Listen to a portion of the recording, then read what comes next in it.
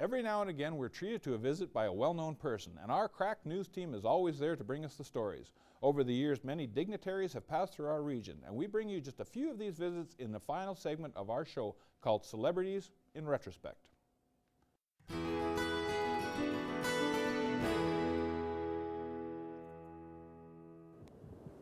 There was a small crowd at the airport to welcome the royal couple. In fact, they were almost dwarfed by the security force. Both plainclothes and uniformed RCMP were on hand to prevent any trouble that might arise. Royalty watchers of all ages were on hand today, although some weren't interested in watching Andrew and Sarah. Others, though, were interested, and they were also appreciative of the job the royal family has to do.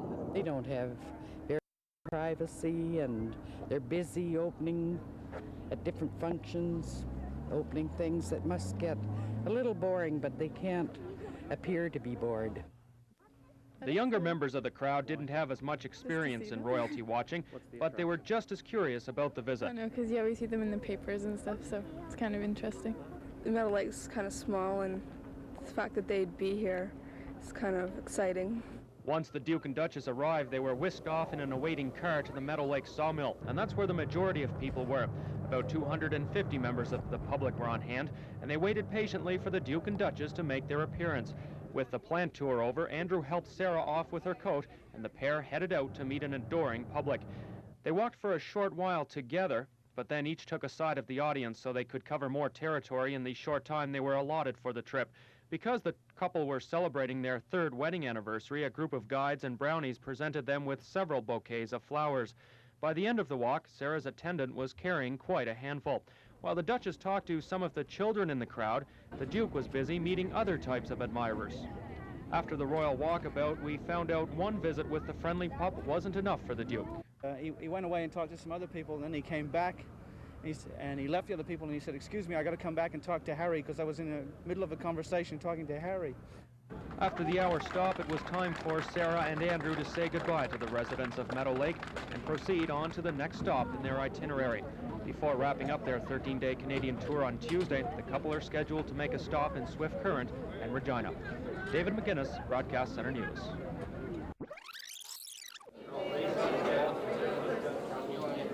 The theme of this conference is adult education towards the 21st century. It's a topic Stephen Lewis believes we could certainly better our track record on.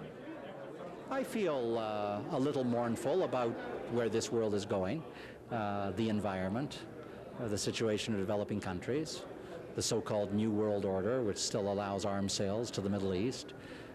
These are profound worries for Canadians, and I think that the role Canada might play would be a more enlightened role if our education system was broader in its content. Is not just designed to accommodate Lewis told the 120 ACIFA delegates Canada's education view is now focused on teaching students enough to move directly into the workforce.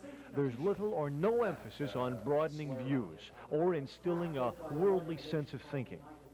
They should be orienting youngsters for a career, but not precisely teaching the job content of a career, because education should be broad and generic and all-encompassing, so that young people who emerge in the last decade of the 20th century and into the 21st century have a more sensitive view of the world at large and of Canada in particular.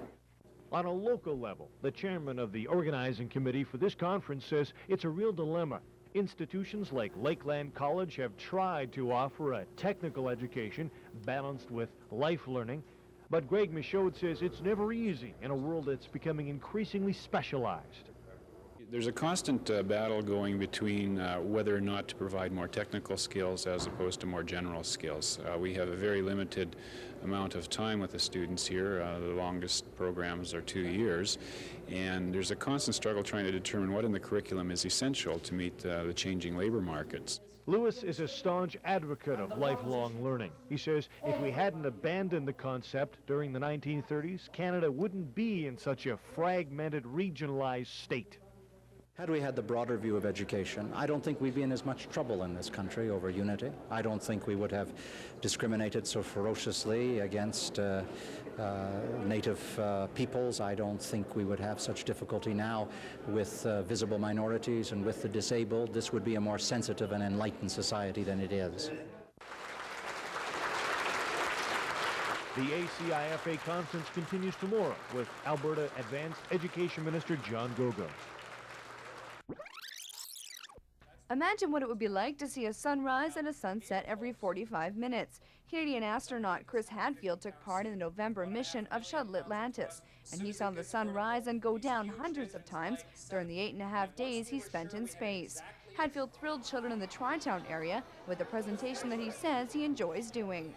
I was a kid when I wanted to be an astronaut, you know, when I decided to do this. It inspired me as a kid, and I like talking to kids because they're unabashed about it, asking questions, and they don't just ask me, how did it feel? Mostly they ask, how does the toilet work? How are those guys? They're interested in the details. He was the rookie among the 5 astronauts on the Atlantis, but he says it helped that he sort of knew what to expect, unlike the first men in space. For me, I was the 200th person to ride on the space shuttle. The 200th turned out, even number. And so I have listened to hundreds of people tell me what it was like to be in space before. And I've seen the IMAX movies and very well trained, not just technically, but also psychologically as to what it's going to be like. The purpose of the mission was to install a docking module on the Russian space station Mir. This will enable future missions to link up with the station. Hadfield says they enjoyed their 2.5-day stay with the 3 Russians on board Mir. He says Canadians don't realize how important they now are to the space program. The reason I was hired as a Canadian astronaut with NASA was to build the International Space Station. That's why Canada's part of NASA, is to go put the International Space Station together. We're starting to do that in the fall of '97, so a year and a half from now. And so I hope to participate in one of those missions. He says this future project offers countries a way to work together for something the entire world can benefit from. But Hadfield says his job never ceases to amaze him. The space flight is just the most amazing experience. But I enjoy the job because it's a lot of variety, and you do different kind of things all the time. It is amazing to have your dreams come true. You know, that's an unusual event for any person. Hadfield hopes this childhood dream keeps coming true and he'll get many more chances to be in space. In the meantime, he'll have to settle for only 1 sunset a day and both feet on solid ground. In Grand Center, Julie Matthews, NewsHour. Well, that's our show. I'm Brian Hardy, inviting you to join us again for another stroll down memory lane in a special retrospective.